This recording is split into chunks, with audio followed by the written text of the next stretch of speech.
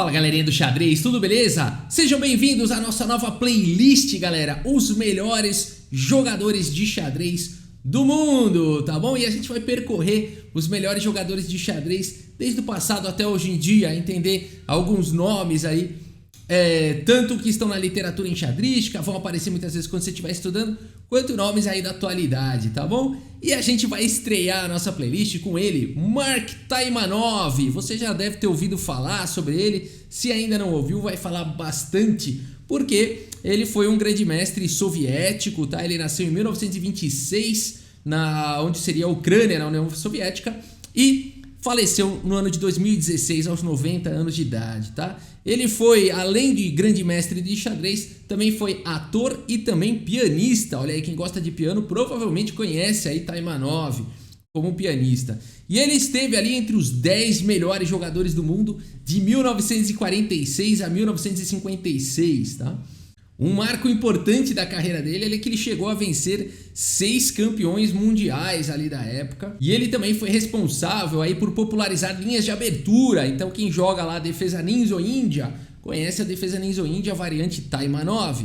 Quem joga lá a Benoni tem também na Benoni a variante Taimanov. E mais conhecido ainda na siciliana também existe a variante Taimanov. Ele participava regularmente ali dos campeonatos soviéticos e disputou o campeonato soviético por 23 vezes. E em 2 dessas edições ele empatou na primeira colocação.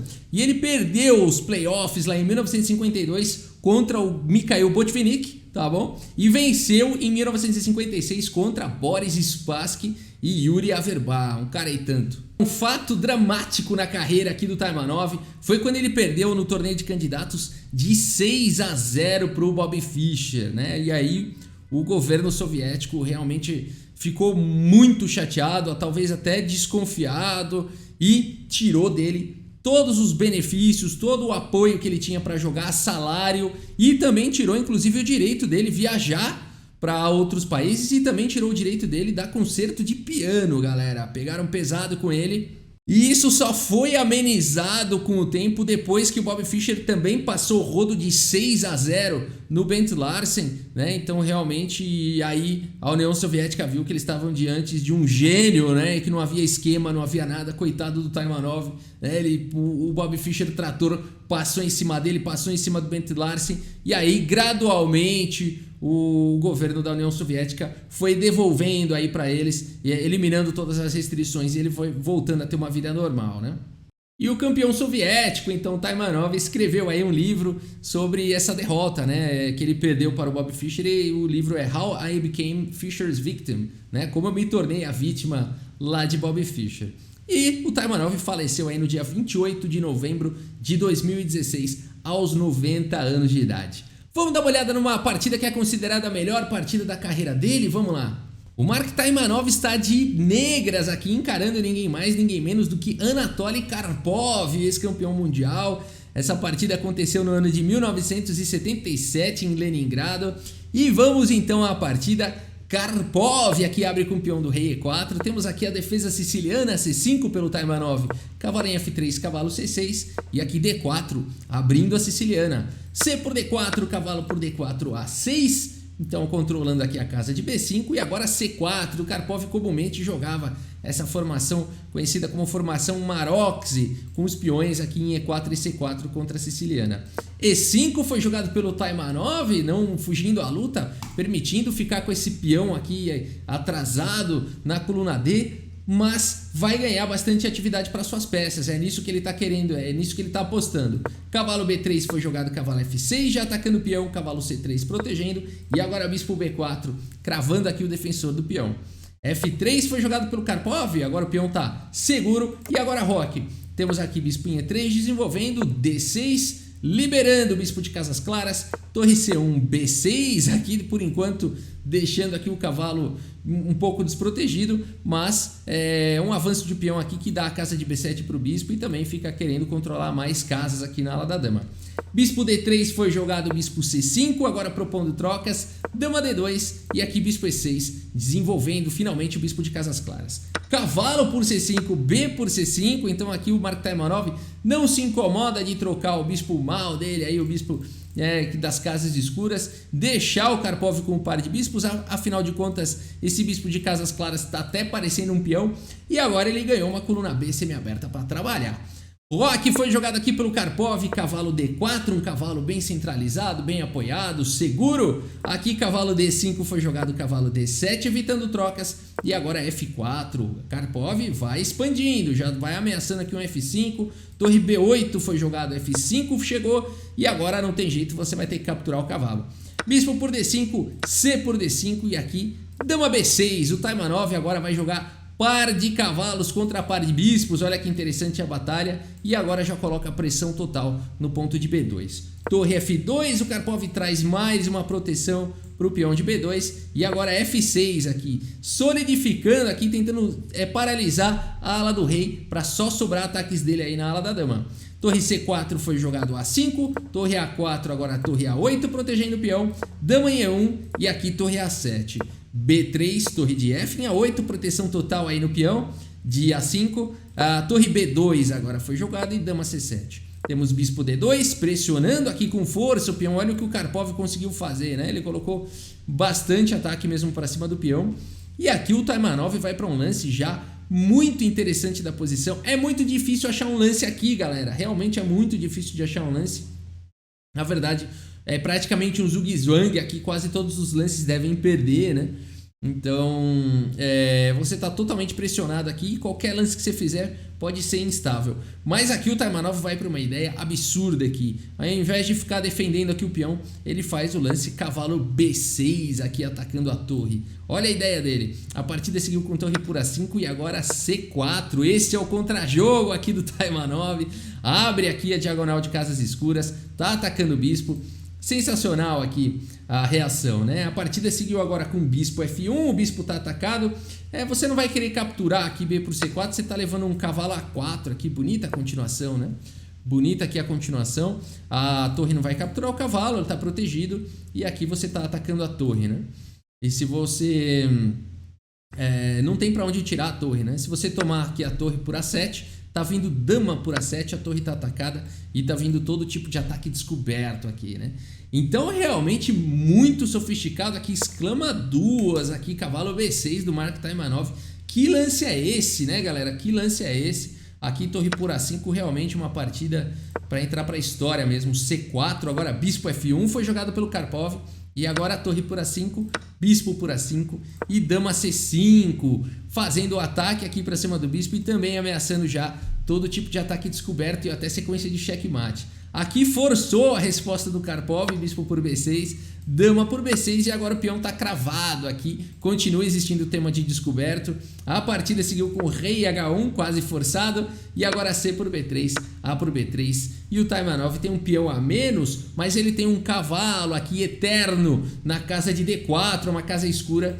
Não vai poder ser combatido pelo bispo de casas claras. Olha que sensacional. E além de tudo agora, o ponto todo é como continuar aqui, né? Claro que você pode querer capturar o peão, mas não é disso que se trata. Aqui o Taimanov vai para uma ideia genial, pessoal, nessa partida. Genial. Ele faz aqui o lance G6 e a gente vai ver por que esse lance é genial daqui a pouco. Aqui o Karpov captura F por G6, H por G6 e segue colocando o peão em segurança. B4, agora o peão está bem defendido.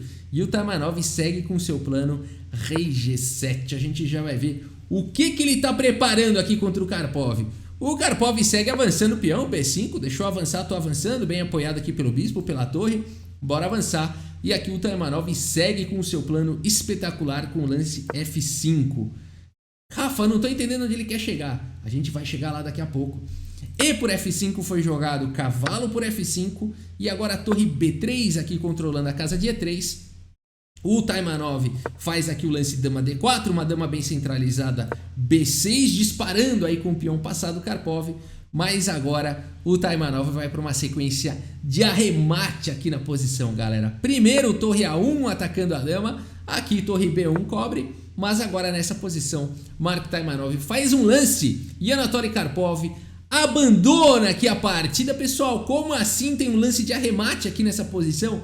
Tem um lance de arremate. Essa partida é espetacular aqui. Como é que o Taimanov conseguiu derrotar aqui o Karpov.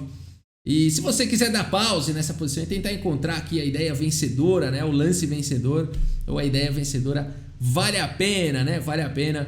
E eu espero que você tenha encontrado aqui o arremate. Você tá de negras, precisa vencer o Karpov, né? Espero que você tenha encontrado aqui então o lance cavalo G3, olha que maravilha, cavalo G3 e Anatoly Karpov abandona aqui a partida. Esse lance ele demora um pouco pra gente entender, mesmo depois que a gente faz aqui, a gente fica olhando, pô, mas não tem cheque aqui, eu não consigo, o peão vai estar segurando H4, eu não consigo ver muito bem direito o que está acontecendo de cara, né? E depois a gente começa a entender algumas coisas. Primeiro, a dama não pode capturar o cavalo, senão ela está perdendo a defesa da torre. O rei está em xeque, o rei não pode se movimentar. E outro lance então que a gente pensa seria o peão toma. Mas aí a ideia fantástica do Taimanov de ter passado o rei para G7, agora a gente entende o que ele fez lá atrás, né? Ele já estava preparando isso. Aqui se o peão toma, torre A8 simplesmente vence a partida. Fantástico, né? Não tem como evitar aqui o checkmate, né? A dama está cobrindo aqui a casa de fuga do rei e não tem como evitar aqui essa sequência aqui de checkmate, né? Simples assim, né? Por isso nessa posição Karpov abandona aqui a partida. Que espetacular, né? Acho que deve ter sido um grande pianista aí o Taimanov também, porque o que ele fez aqui no tabuleiro é realmente uma música das boas, né? Das boas aqui. Que talento, né? E que personalidade aí da história do xadrez. E aqui abandonou porque não dá mais. Vamos dar uma olhada no relatório aqui do chess.com e ver onde é que o Karpov perdeu a mão nesse plano aí do Taimanov, né? Vamos lá. Galera, 94,6% de precisão pro Taimanov, 92,4%. A partida foi bem, foi tudo bem, até um certo momento aqui. E aí desse momento não teve mais jeito, teve lance brilhante do Taimanov. Vamos ver tudo isso lá no tabuleiro. B6 foi o erro aqui do Karpov, e aí o lance brilhante do Taimanov, torre A1, o único lance que vence aqui de cara, né? O único lance que vence aqui de cara. E realmente a sequência é essa, né? Torre vem, cavalo é simples assim, né? Aqui se você capturar de peão, como a gente mesmo falou, torre A8 aqui acabou, né? Não tem mesmo o que fazer. Pô, eu vou atacar a dama aí, não adianta, não dá tempo, né? Aqui é checkmate, simples assim. Então o que poderia ter jogado ali o Karpov, ao invés de subir esse peão? Ele tinha que evitar, simplesmente, se ele tivesse enxergado essa sequência, né, de avançar o peão, torre vem, torre cobra. Esse foi o lance que faltou no cálculo do Karpov, esse foi o lance que faltou, né? Aqui se ele volta a torre, tá tudo bem, tá segurando, o jogo vai embora. Tudo bem, cavalo E3 incomoda, aqui pode seguir avançando com B6, agora cavalo G4... Aqui o Taimanov teria um peão a menos, o Karpov tem um peão avançando aqui ferozmente, H3 seria uma possibilidade. E aqui seria de bom tom para o Taimanov buscar um perpétuo aí, né? Não necessariamente ele precisa buscar um perpétuo, ele pode seguir jogando lances mais agressivos, continua existindo o tema de não poder capturar o cavalo, mas aqui se ele quisesse garantir, né, o empate ele já teria, né? Então aqui o empate ele já tem, o cavalo nunca pode ser capturado pelo peão, senão a torre entra com um ataque de mate. Mas, pelo que eu entendi aqui dessa partida, mesmo assim o Taimanov acho que iria querer continuar jogando e tudo mais, mas aqui as chances para os dois lados, as brancas se defendem, não tem nada de imediato acontecendo. Agora sim, uma posição muito difícil de ser jogada, né? Um peão passado e um ataque aqui para cima do rei, no mínimo ia continuar sendo uma partida muito interessante. Mas é isso, pessoal, esse é Mark Taimanov, tá bom? Cada vídeo que eu fizer nessa playlist, tá bom? Vai ser sobre um jogador aí da história. E a gente vai conhecendo assim os grandes, os melhores jogadores aí de xadrez do mundo, tá bom? É isso, se você gostou aí do vídeo, deixa o seu like, deixa a sua curtida. Se você gosta de vídeos de xadrez, inscreva-se no canal. E é isso, muito obrigado pela sua audiência. Um grande abraço para todos vocês e até a próxima. Valeu! Cavalo H5 no tabuleiro de xadrez.